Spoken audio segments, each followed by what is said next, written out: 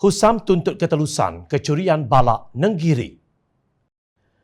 Pengerusi SAFE Kelantan Datuk Husam Musa berkata beliau bertanggungjawab di atas dakwaan dan pertanyaannya berkaitan kes kecurian balak di Kompartmen 25 termasuk dua rencana yang ditulisnya berhubung hutan simpan kekal HSK Nenggiri. Beliau menyifatkan tindakan saman oleh Muhammad Hafiz Muhammad Rasdin menerusi Tetuan Syazwan Hasim dan Azil Iskandar pada petang 26 Jun 2022 yang lalu sebagai pramatang. Saya telah mengarahkan peguam saya memfailkan permohonan untuk mengenepikan saman ini kerana ia merupakan penyalahgunaan proses mahkamah dan cubaan untuk menghalang terdedahnya kegiatan yang menyalahi undang-undang pihak yang masih belum ditentukan terlibat dalam kes kecurian balak di Kompartmen 25 HSK Nenggiri. Tindakan saman ini adalah pramatang memandangkan siasatan oleh Jabatan Perhutanan dan SPRM ke atas isu tebangan balak secara haram di Kompartmen 25 dan 26 HSK Nenggiri bersebelahan dengan kawasan kerja plaintif adalah belum lagi konklusif, katanya dalam satu kenyataan di Facebooknya 27 Jun lalu. Menurut Husam, saman tersebut merupakan satu gangguan terhadap tugas-tugas beliau sebagai pemimpin masyarakat dalam usahanya menjaga kepentingan rakyat dan negeri Kelantan dan memastikan semua pihak yang terlibat dibawa ke muka pengadilan. Saman ini boleh disifatkan menggantung diri sendiri oleh plaintif dan boleh menjadi pisau dua mata. Saya tegaskan, sepanjang tulisan saya yang dirujuk dalam saman berkenaan sama sekali tidak bersifat fitnah ke atas plaintif. Sehingga ini tiada sebarang kenyataan penafian oleh kerajaan negeri atau agensinya mengenai pemberian kontrak pembalakan, pelembungan dan pemaju bandar perabot di mana plaintif mempunyai kepentingan atau mendapat manfaat, ujarnya.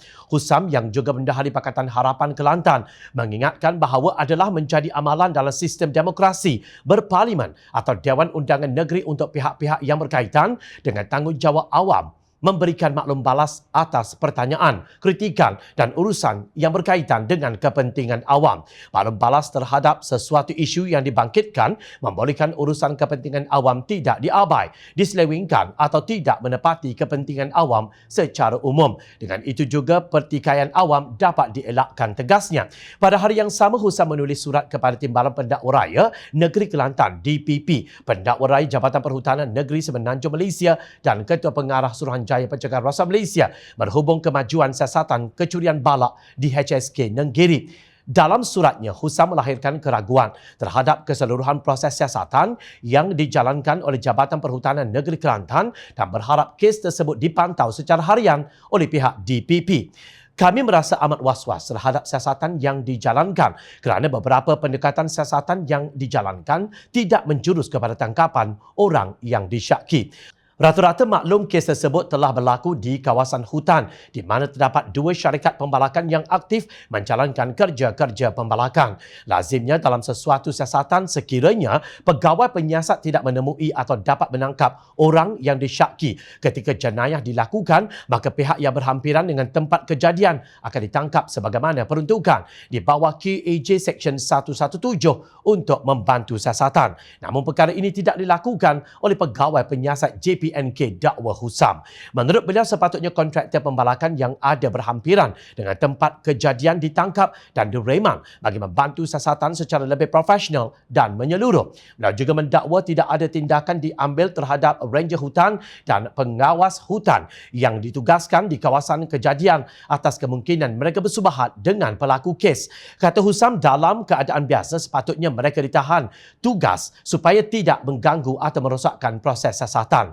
Selain daripada itu, ujar Husam, didapati pihak pegawai penyiasat masih gagal untuk mengeluarkan notis terhadap kayu-kayu yang disita untuk dituntut oleh mana-mana pihak. Padahal sekiranya tiada tuntutan dalam tempoh 14 hari, sepatutnya Jabatan Perhutanan memohon arahan magistrat untuk melupuskan barang-barang yang mudah reput, iaitu kayu balak, supaya kerugian terhadap barang kes dapat diminimumkan. Jelasnya, beliau menuntut perkembangan kemajuan siasatan berkenaan dimaklumkan kepada umum dengan secepat mungkin.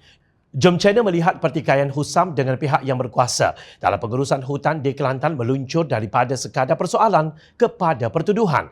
Jika benar kecurian telah berlaku berdasarkan bukti penyitaan balak di Kompartmen 25, pihak yang berkuasa hendaklah menjalankan siasatan dengan telus. Memetik kata-kata Husam, tak kiralah jenayah itu dibuat oleh orang politik atau bukan, tetapi jenayah adalah satu perkara serius.